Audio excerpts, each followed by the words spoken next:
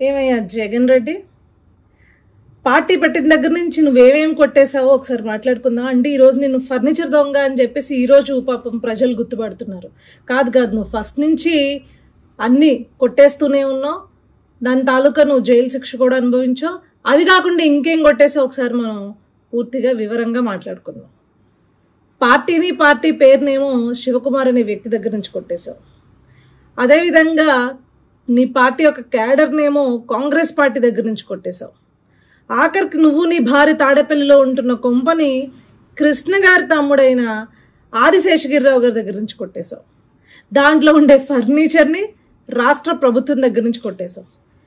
ఏ ప్రజానాయకుడైనా ప్రజల కోసం పనిచేస్తాడు, కానీ అదేంటో నీ యొక్క విలాసాలకి, నీ భార్య యొక్క విలాసాలకి రాష్ట్ర ఖజానా నుంచి ఖర్చు పెట్టి దండుకున్నావు.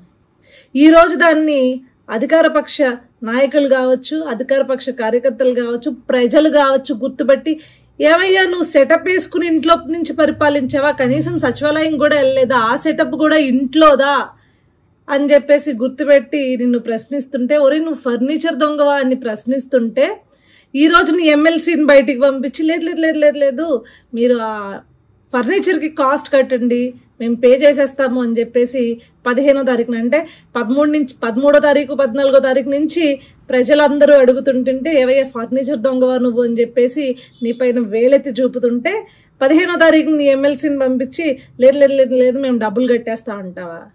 సిగ్గుండాలి. ఫస్ట్ నుంచి ఎవరిదొకటిది ఏదో ఒకటి దొబ్బేస్తూనే బతుకుతున్నావు కదా జగన్ రెడ్డి. ప్రజలేమో నిన్ను పాపం తండ్రి లేని కొడుకు, అమాయకుడు అని అనుకుని ఛాన్స్ ఇస్తే, ప్రజా సొమ్మునిలాగా నీ కోసం, నీ భార్య కోసం, మీ యొక్క కుటుంబం యొక్క విలాసాల కోసం దోచుకుని దండుకున్నావు.